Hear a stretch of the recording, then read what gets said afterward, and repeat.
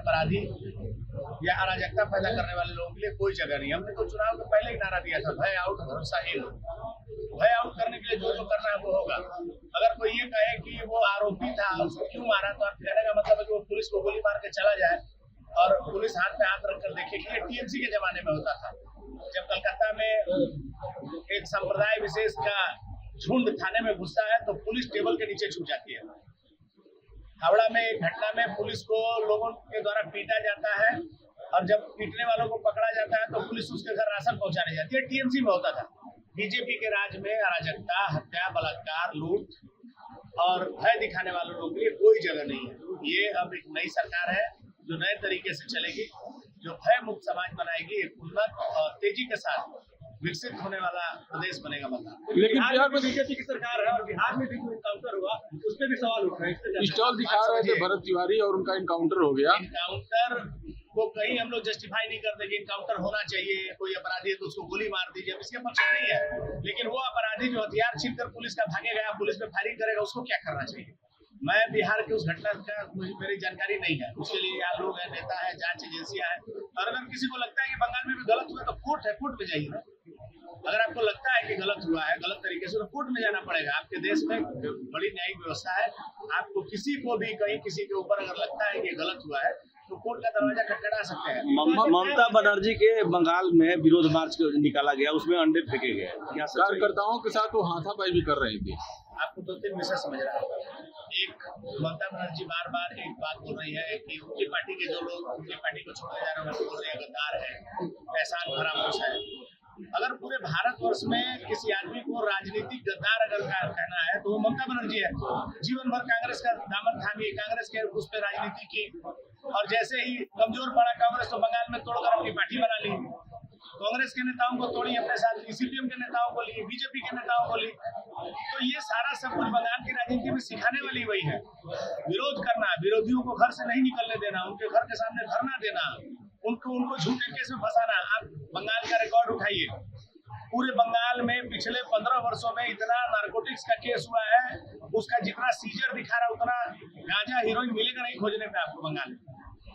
ये सब कुछ तो ममता बनर्जी ने सिखाया है, लोगों को डराना, धमकाया। अपने को छोड़ के जा रहे हैं, इससे क्या? देखिए, ये स्वाभाविक है।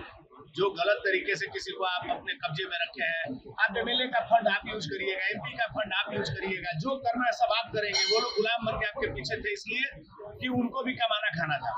आज जब लोगों को मौका मिला है तो टीएमसी के ही नेताओं ने ममता बनर्जी और अभिषेक बनर्जी को उन्हीं की पार्टी से बाहर निकाल दिया है। पार्टी दो फाड़ में हो गई। ममता बनर्जी किसको आप मानते हैं? पार्टी खत्म हो चुकी है। किस पार्टी को मानते हैं? उसमें किसको मानते हैं कि आपका किसको मानेंगे? अपोजिशन किसको मानते हैं? ऋतुव्रत बनर्जी को अपोजिशन का लीडर बनाया गया है। वो जो लोग नियम कानून मानेंगे उनको किया गया है। टीएमसी की लड़ाई में हमको क्यों पड़ना है? टीएमसी लड़ रही है, लड़ने दीजिए।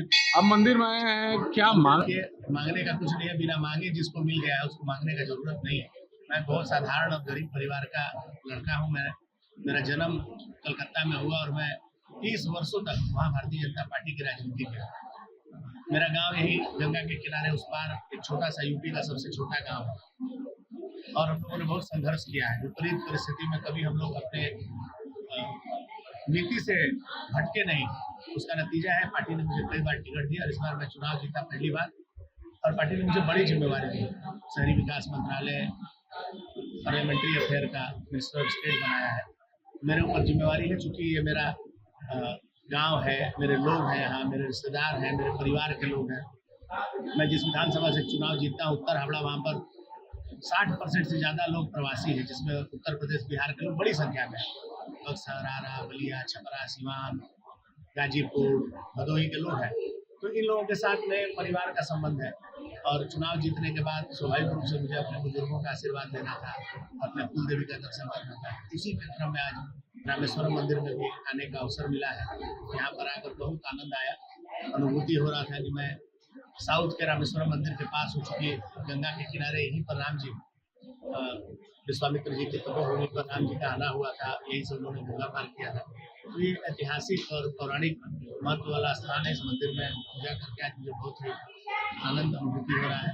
आने वाले दिनों में हम सब लोग मिलकर बक्सर का एक आध्यात्मिक विकास करने की आवश्यकता है। सरकार भी लगी हुई है। आने वाले दिनों में आपको बक्सर का नया रूप देखने को मिलेगा। इसमें हम लोगों की भी जो भूमिका होगी हम लोग निभाएंगे और हम सब लोग मिलकर एक बढ़िया बिहार और एक बढ़िया बंगाल बनाएंगे, क्योंकि बिहार के बिना बंगाल और बंगाल के बिना बिहार दोनों का अलग अस्तित्व नहीं है, दोनों एक ही सिक्के के हेड और टेल है। चूंकि एक समय ऐसा था कि बंगाल, बिहार, झारखंड, उड़ीसा ये सब एक ही प्रदेश हुआ करते थे। जैसे परिवार में बंटवारा होता है उसी तरह प्रदेश अलग हुआ है, लेकिन हम सब लोग का प्राण एक में बसता है। हम सब लोग मिलकर एक उन्नत और आधुनिक भारत बनाएंगे। ठीक है।